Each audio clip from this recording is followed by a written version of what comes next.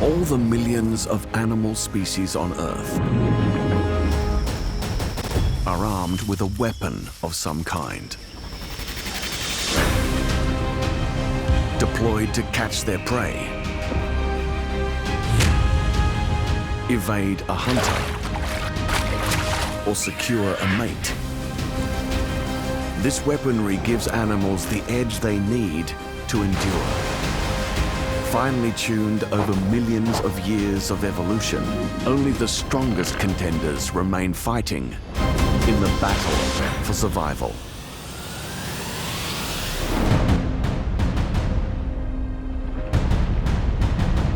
Nowhere else are animals more exposed in their struggle than on vast open plains and blistering deserts.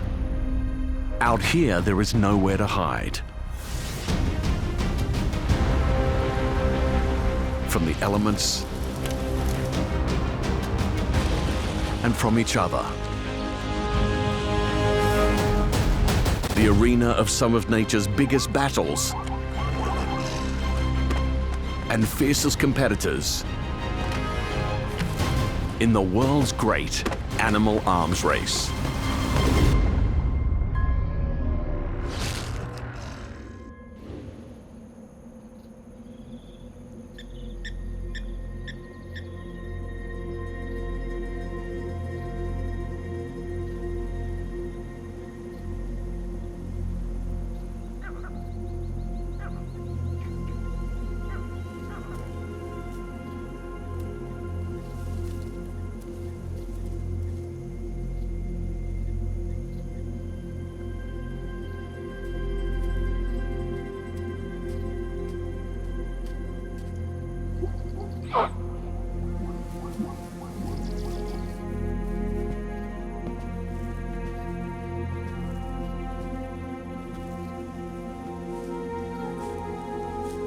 A female cheetah on the prowl.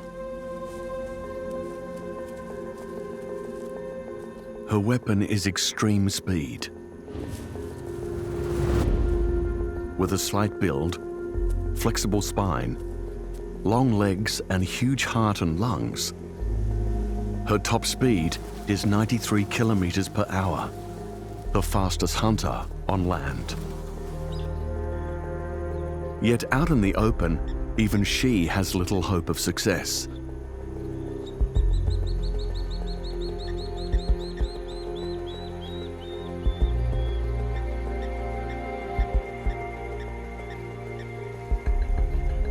Her home is the vast plains of the African savanna. Here, prey is plentiful, but they can detect threats from miles away, and are either equipped to flight or built to flee.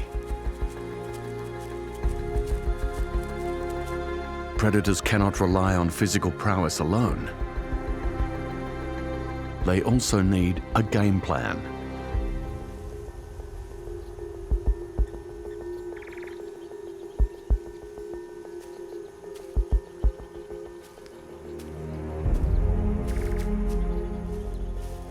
First, the cheetah uses the tall summer grass as cover. Her target is a nearby herd of Thompson's gazelle, her favorite prey. Yet the gazelle are in an open patch. Armed with acute hearing and sharp noses, they're on the lookout for trouble. If spooked, they can take off at speeds up to 77 kilometers an hour. Slower than a cheetah, but only over a short distance. The hunter can maintain her top speed for just 10 seconds. So she must inch closer.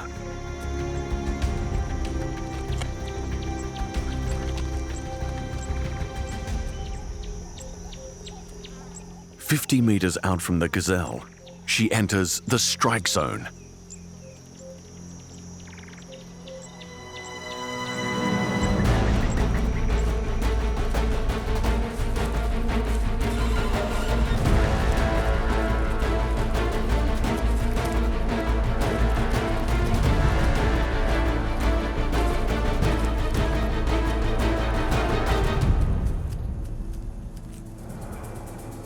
Not even close.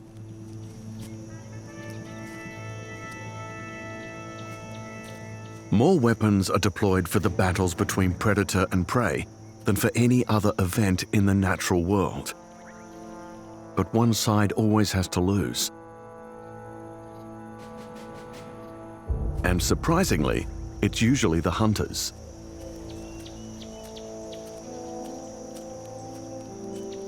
Soon the cheetah will be desperate because she has a new generation of warriors to feed. Her cubs are only 3 weeks old and still completely dependent on her. It will take 2 years to fully train them up to competent hunters, a huge investment that will take its toll on their mother.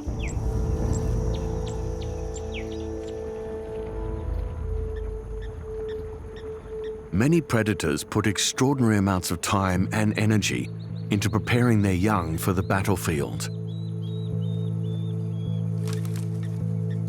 The animals they prey on, however, must be ready to run for their lives in a matter of minutes.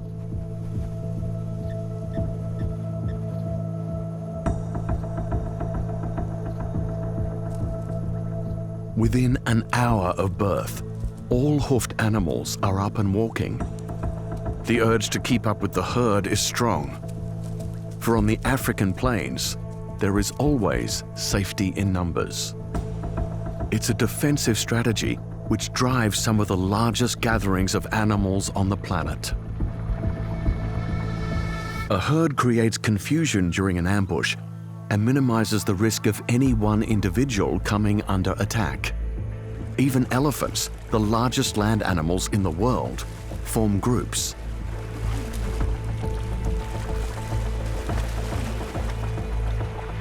Especially to protect their young.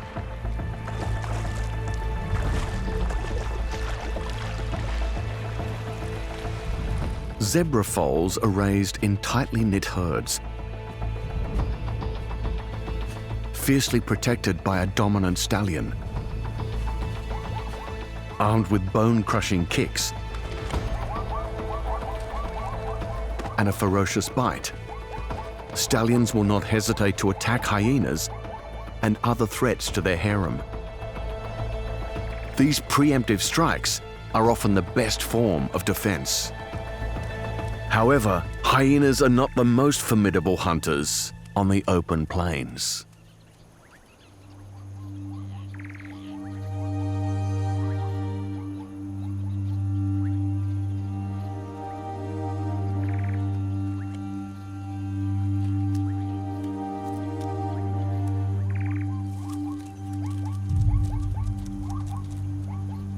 A lioness, the undisputed queen of the African savanna.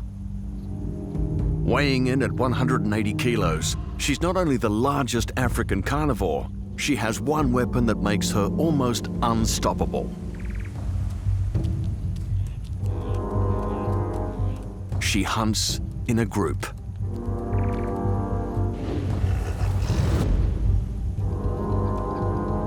Lions are the only big cats to consistently hunt in teams. As a unit, they saunter across the plains, provoking fear amongst the enemy ranks.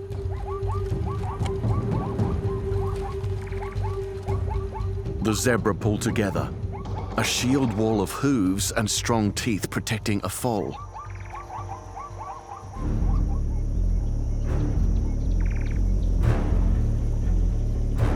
But they must hold their nerve. This is why lions hunt as a team, to intimidate. With the herd spooked, the lions separate. One will lead the final charge while the others form a cordon around the target.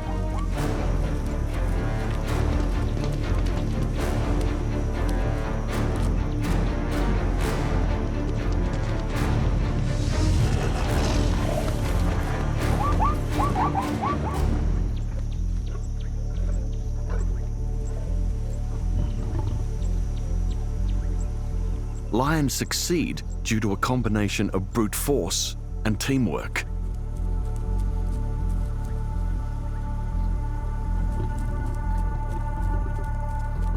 The whole pride comes together to share the spoils. They can gorge on up to a quarter their own body weight if left undisturbed. So they share food grudgingly.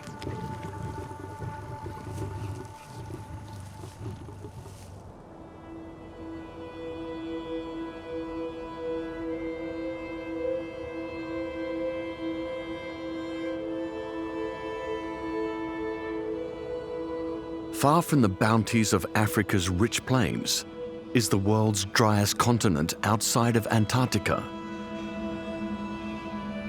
Australia. Its vast arid interior, known as the outback, covers a landmass larger than the entire European Union. There is little food on these open plains.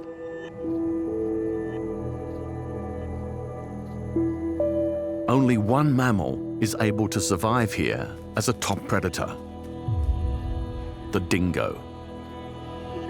They often hunt in packs, but this juvenile male has been pushed out of his childhood den and must now search for his food alone.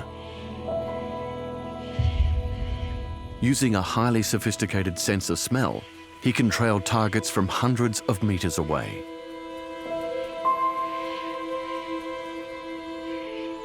Prey is so sparse, the dingo has been weaponized as a long-distance hunter. Today, his nose has led him to a hefty prize.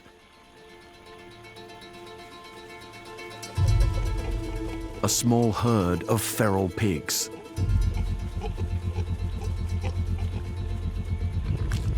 The adults are large and have strong teeth. They could easily rip open a dingo, especially an inexperienced one.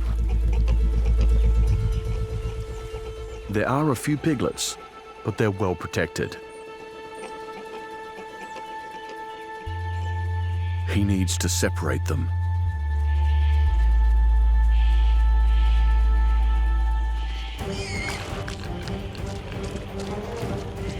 He flushes the pigs out into the open.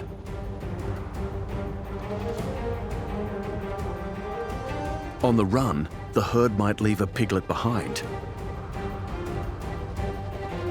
The adults guard their young, but dingoes are armed with incredible stamina. They can keep up a high-speed chase for over 4 kilometers. Few predators have such endurance. One female and her piglet finally pull away from the group, and the dingo is in hot pursuit. He's not strong enough to tackle his prey to the ground, so instead he must snap at the foot to try to injure a leg. A near miss, but he still has some energy in reserve.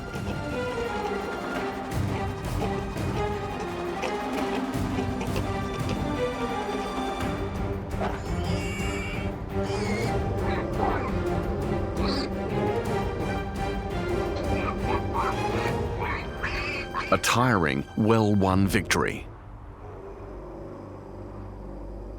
Stamina is a powerful weapon for any hunter and is wielded effectively by the dingo even at this young age.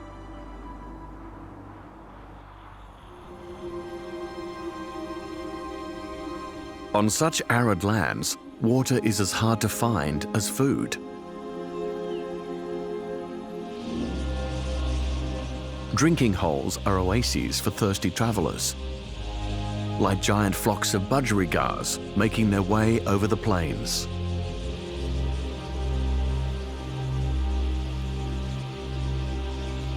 Recent rains have boosted the population, but drought has now returned, forcing tens of thousands of individuals to congregate at one shrinking waterhole.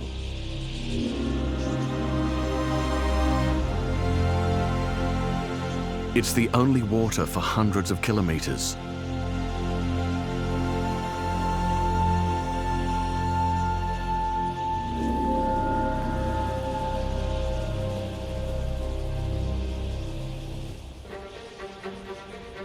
As the budgies descend, brown falcons prepare for battle.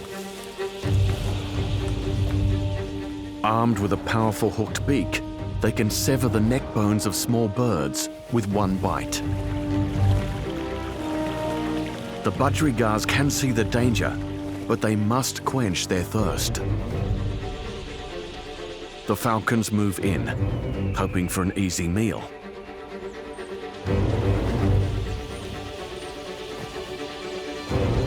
But the budgerigars don't go down easily.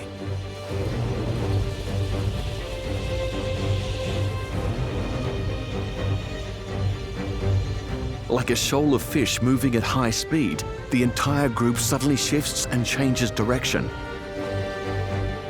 The superflock presents as an impenetrable wall, a confusing blur of bright green and beating wings.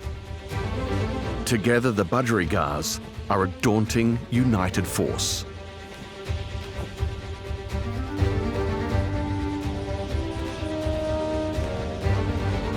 The falcons change tactics and dive through the swarm, an attempt to generate panic.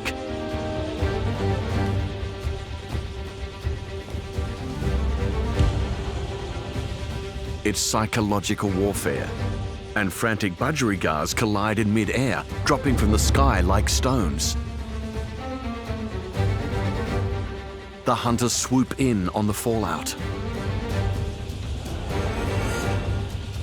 Wave after wave of budgerigars run the gauntlet.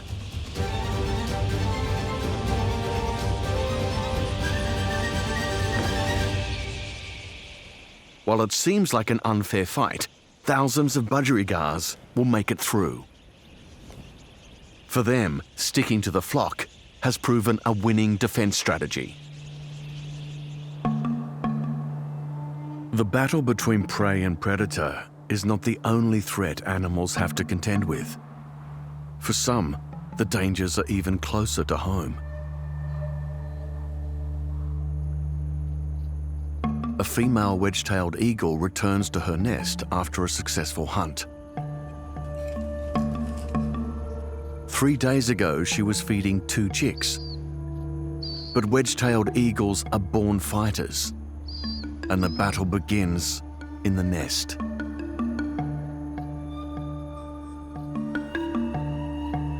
Chicks can devour half their body weight each day.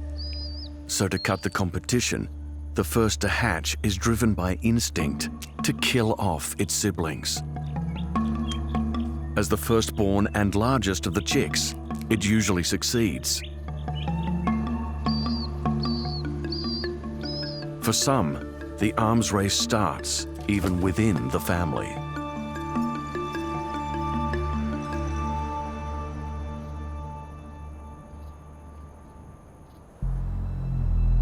Further inland, in the heart of Australia, temperatures can push 50 degrees centigrade. And even in a good year, rain will only fall a couple of times.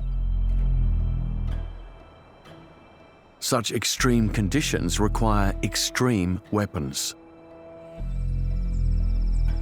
Like these cone-shaped pits engineered by one desert dweller.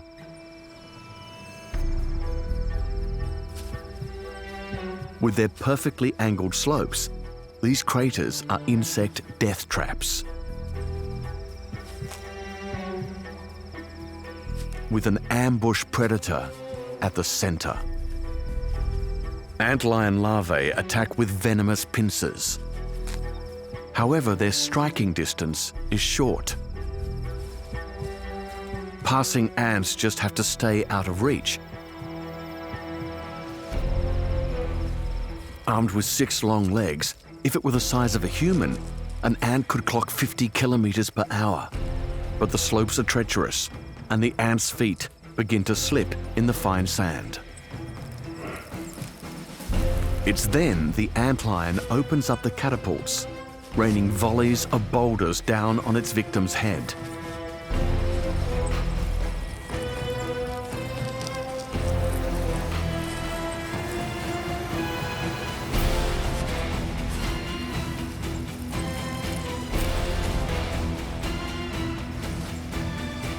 the ant is done for.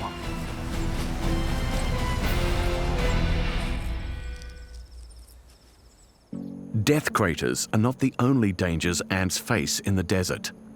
With such little food on offer, many larger animals also hunt for insects. Australia's aptly named thorny devil looks as though he's truly armed and ready for battle.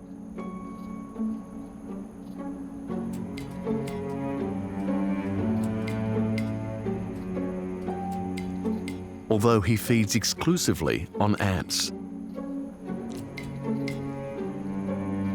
His short, sticky tongue can lap up over 1,000 a day. His impressive armor, however, is used to face another foe: deadly thirst. Too tiny to travel long distances to water, the thorny devil instead harvests his own.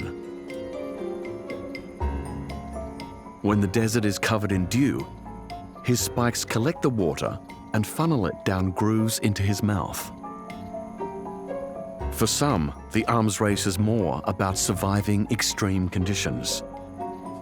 Although the devil's thorns also help to deter predators. A good precaution, as more venomous hunters are found here than anywhere else on the planet.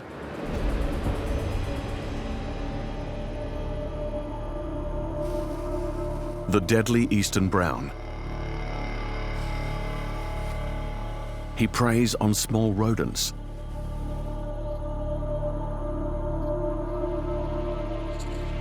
Yet from his fangs flows venom that would fell a human within minutes.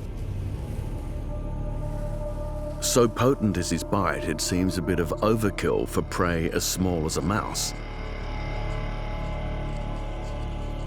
But rodents are quick, and snakes have no limbs or strong jaws to restrain their quarry. They must kill with just one strike.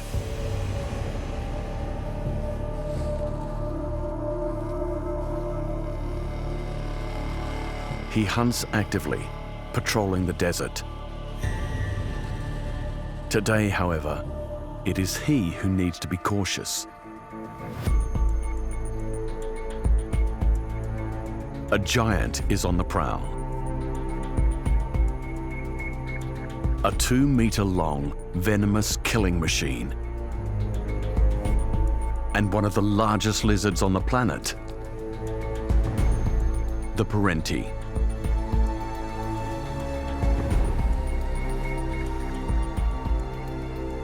Rodents are not enough to fill such a beast. He is a cold-blooded snake killer. His forked tongue picks up a chemical scent trail left by the eastern brown.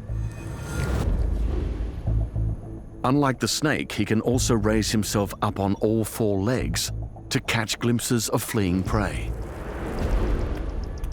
Both weapons arm the Parenti to chase down fast-moving targets, even when they go underground. It's not known whether Parentis are immune to venomous bites. Perhaps they are just brave.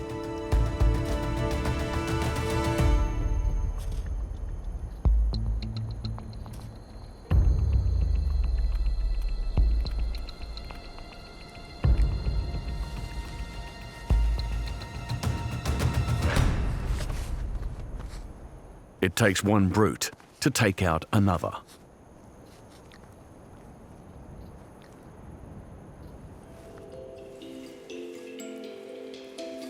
With such monsters on the prowl, some have changed their entire existence in order to survive.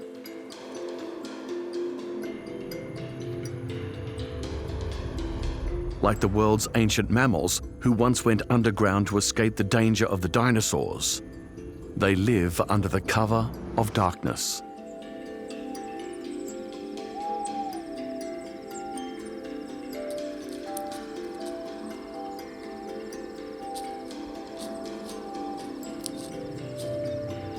The tiny fat-tailed dunnart comes out in the dead of night. Although just 9 centimeters long, this marsupial is, surprisingly, a ferocious hunter.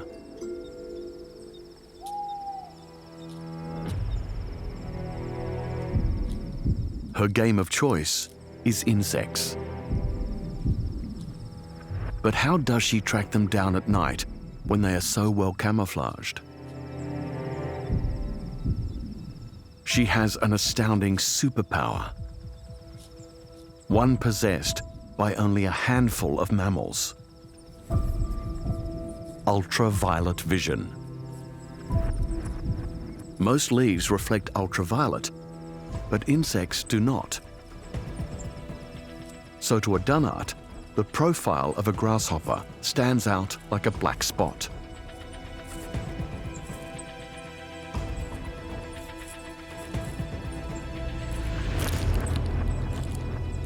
An easy victory for a predator with secret powers.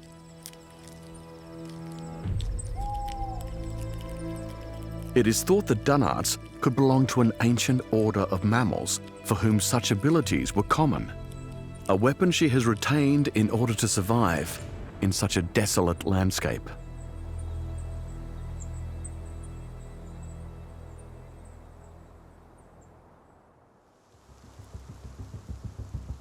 Some animals of the plains have to survive not the blistering heat, but the freezing cold. On the prairies of North America, winter comes hard and fast.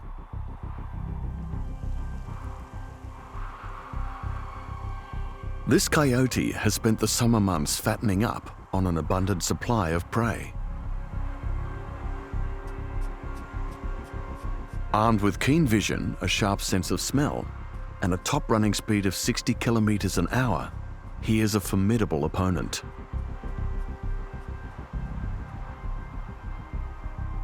But soon the burrowing rodents he savors will be locked away under meters of snow. The coyote's entire range has been blanketed. All that is left is a deafening silence.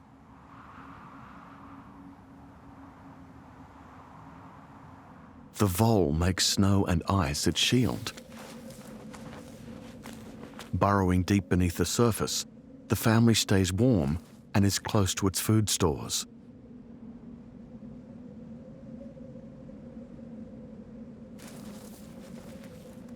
They smugly bunker down for the cold months ahead. Above ground, the coyote is not deterred. With most of his weapons rendered useless, he must rely on his precision hearing.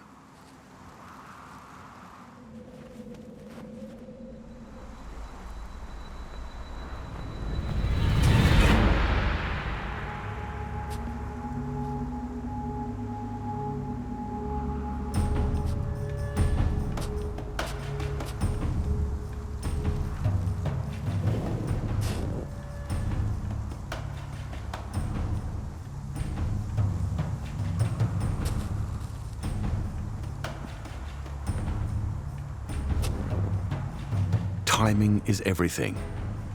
Launch too soon, and the vole escapes. He must wait until his radar locks perfectly onto his target.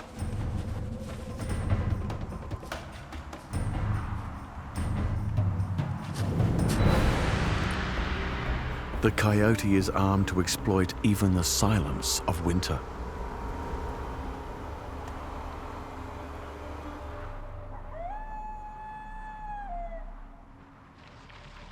The change of the seasons always brings with it new challenges.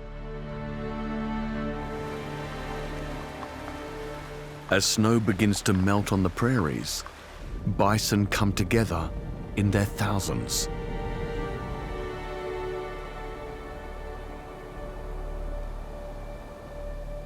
Soon the males will fight in one of the greatest pitched battles on the planet. Sheer bulk is their weapon of choice. Each weighs over a ton. The head alone is a massive 180 kilos. Swung by a powerful neck, it becomes a terrifying battering ram. The enemy they face is not a predator, but one another, in skirmishes that will determine which males will be able to mate.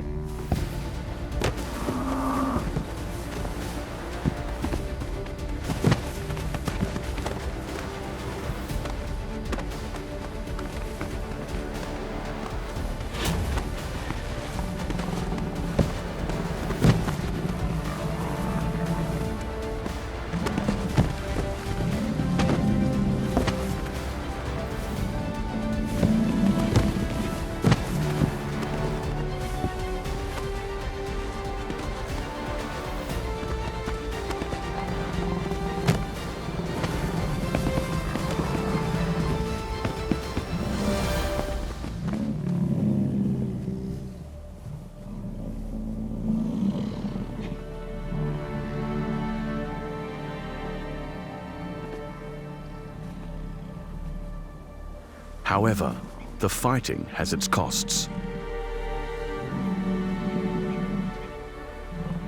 By the end of the rut, the males will have fought so often and so hard that they've lost a quarter of their body weight. They emerge from the season battered and starved.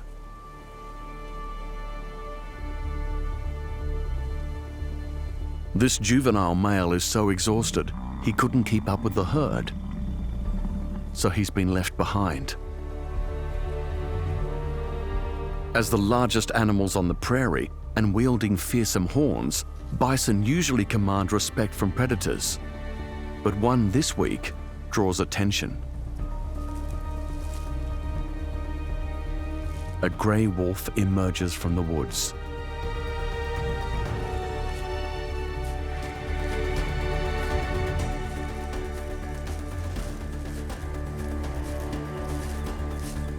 He sizes up his enemy. Even a frail bison bull is a formidable opponent and could gore and kill a wolf.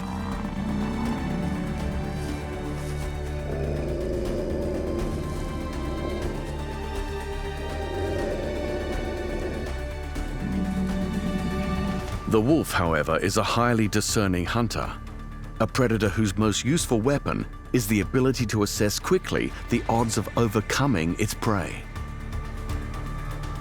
If he's judged correctly, the wolf will feed for days.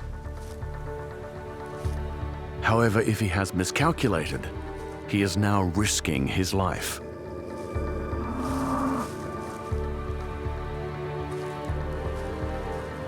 The bison is surprisingly agile. With most of its weight centered over the front hooves, it can pivot quickly. The wolf's reaction speed is faster, only just, keeping him millimeters from the bull's deadly horns.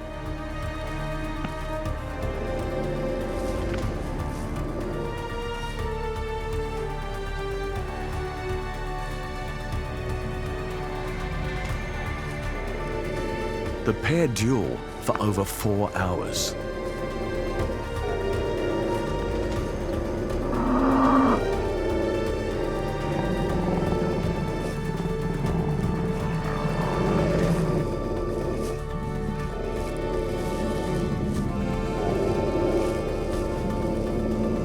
Finally, the bison succumbs to exhaustion.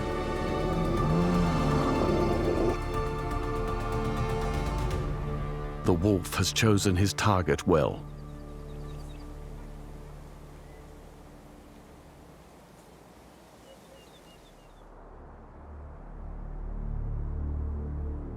Despite the dangers of male-on-male combat, it's an incredibly common phenomenon across the world. And nowhere else is that more obvious than on the fertile plains of Africa. While males are almost always ready to mate, females are often unavailable, either pregnant or with young at foot. With not enough females to partner with, many males have developed extraordinary weapons to fight for the right to reproduce.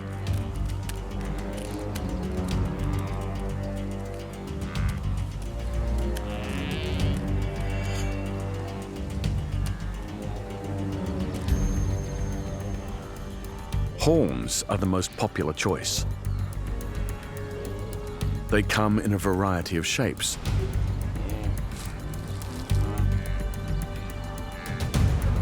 But relative to the size of the individuals who carry them, all of these weapons are massive. Males haul them around all year to use them for just a few short weeks, when in the rutting season, their swords are finally unsheathed.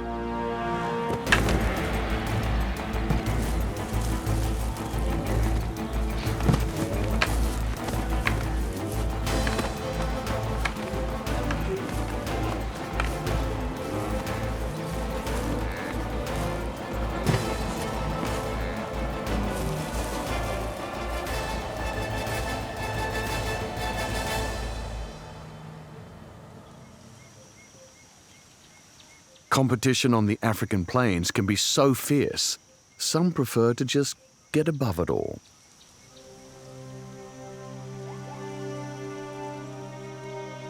Standing at over 5 meters high, giraffes are the tallest living land mammal. And almost half their length is in their neck. Most people assume this is so giraffes can tower over other herbivores on the plains, to feed on tall trees their rivals can't get at. However, long necks can also be used for combat and are put to use by male giraffes with devastating effect. This young bachelor will soon be in his prime. To establish his position, he can't just sit on his haunches. If the bachelor wants a hope of mating, he must challenge another to a duel.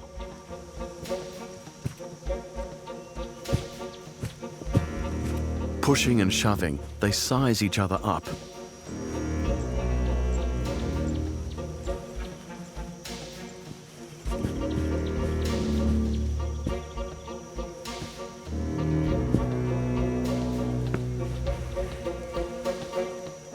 Then they begin shelling out jabbing blows.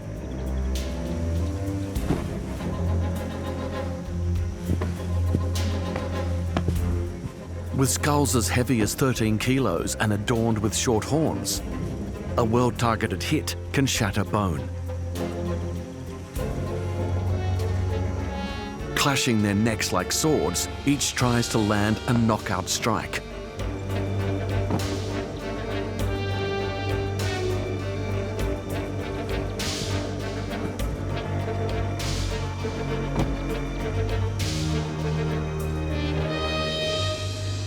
The bachelor's rival begins to tire. He pauses, and without much fanfare, moves away. The young bachelor is victorious. Elsewhere, the ritual of male combat gets even stranger.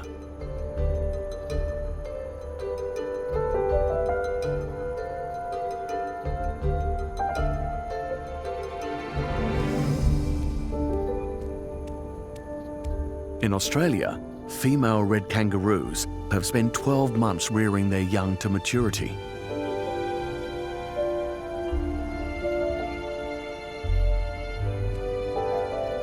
Soon the joeys will become independent, and that means their mothers will be ready to mate again. In the off-season, the males have spent their time building up their enormous biceps. Kangaroos are some of the most muscular animals on the planet. Over half their body weight is pure muscle. These bodybuilding giants flex their chests to impress the females and intimidate potential rivals. However, it's not all just for show.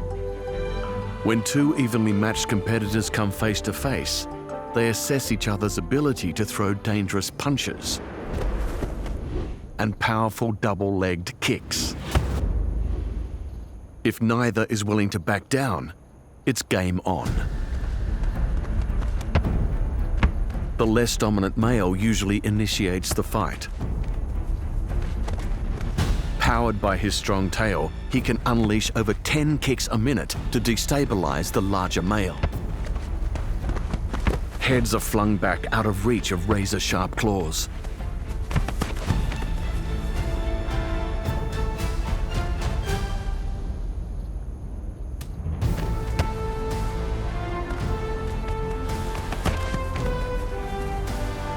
The larger male seems willing to finish things off. But the aggressor keeps the attacks coming.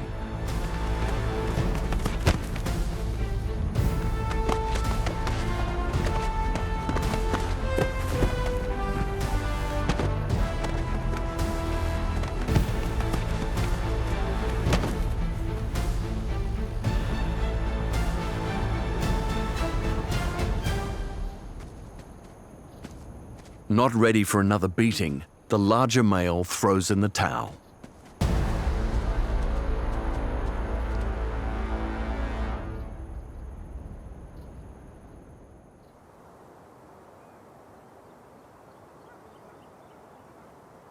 Male competition produces the largest weapons in the animal kingdom, but many females are well armed in different ways.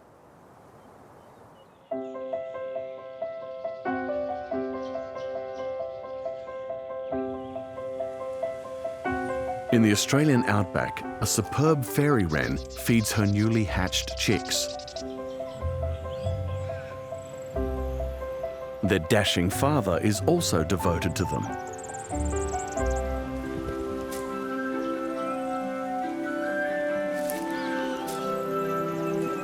Fairy wrens mate for life. But the female is not willing to put all her eggs in one basket. She has the smarts to attract more than one male.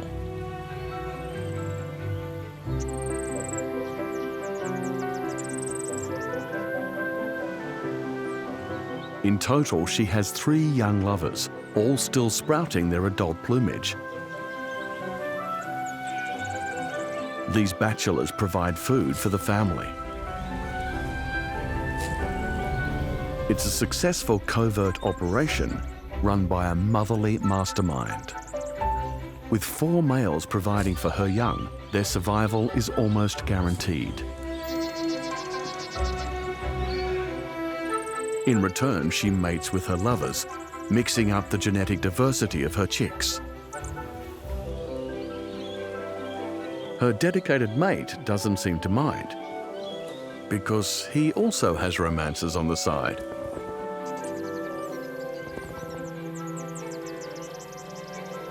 In fact, fairy wrens are so promiscuous, the majority of chicks aren't related to their father at all. The arrangement seems to work for everyone and ensures fairy wrens as a species survive where others may fail.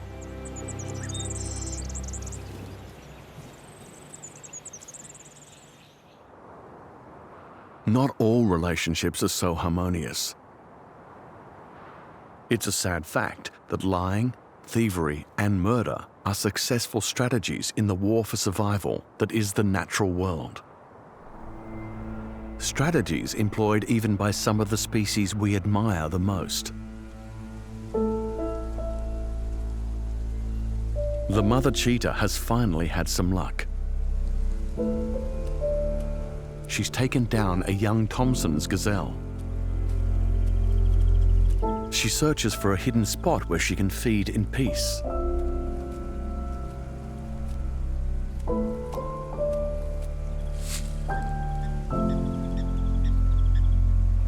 She is cautious, and for good reason.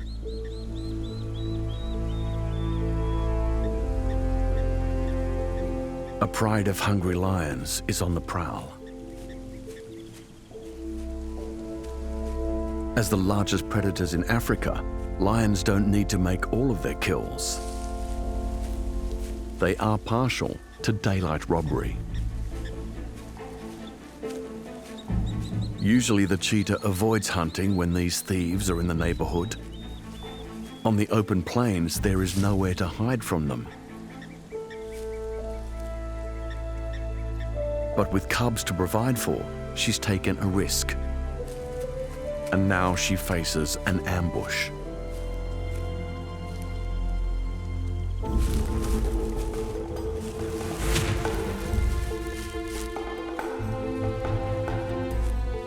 The thugs quickly take possession of the carcass and dig in for a feast. In close combat, strength dominates over speed.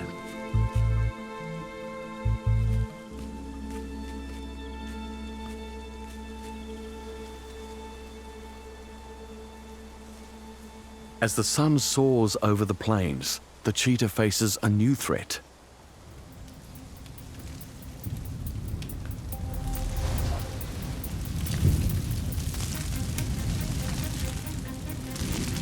Fire is the most indiscriminate killer of all. A grassland blaze can sweep across the plains at 20 kilometers an hour, devouring everything in its path.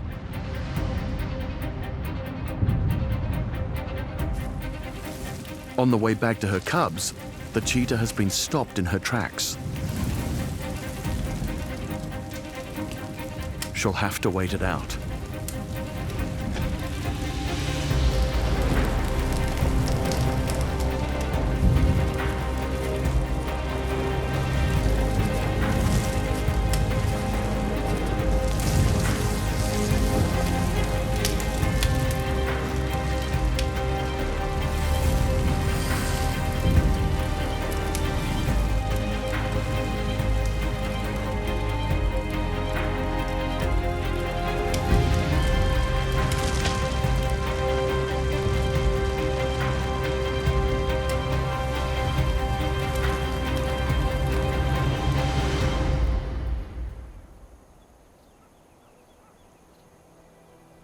Hours later, the mother finally approaches the thicket where she last left her cubs.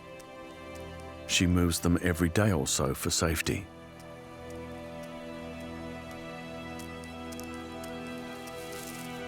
She hears a sound. Something's not right.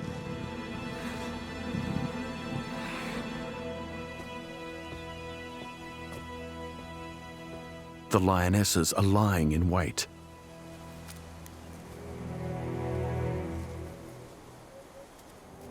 The cheetah tries to circle around, provoking a charge from one of the lions.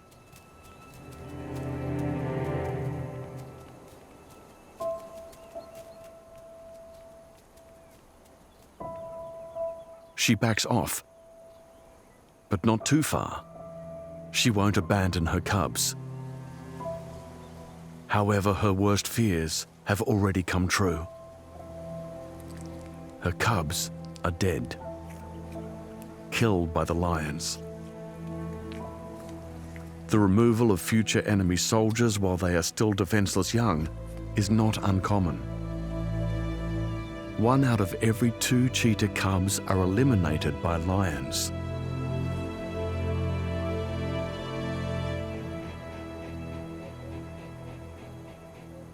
The mother can do nothing but watch.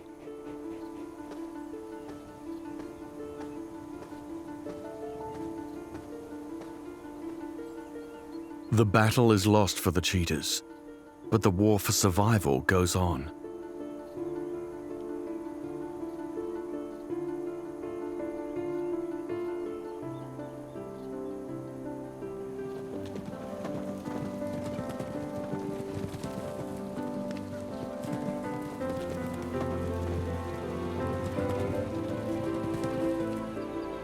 Usually those with the biggest weapon systems succeed.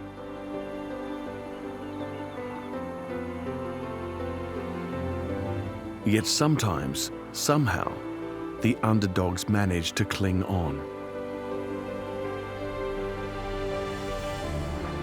Hours later, the female cheetah hears a sound in a nearby tangle of grass.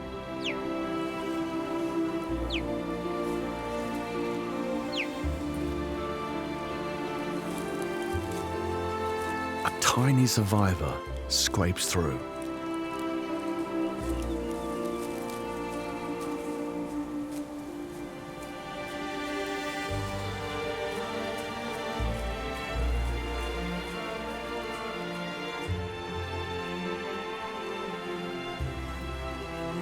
Only by keeping her wits about her will the cheetah be able to protect her remaining cub.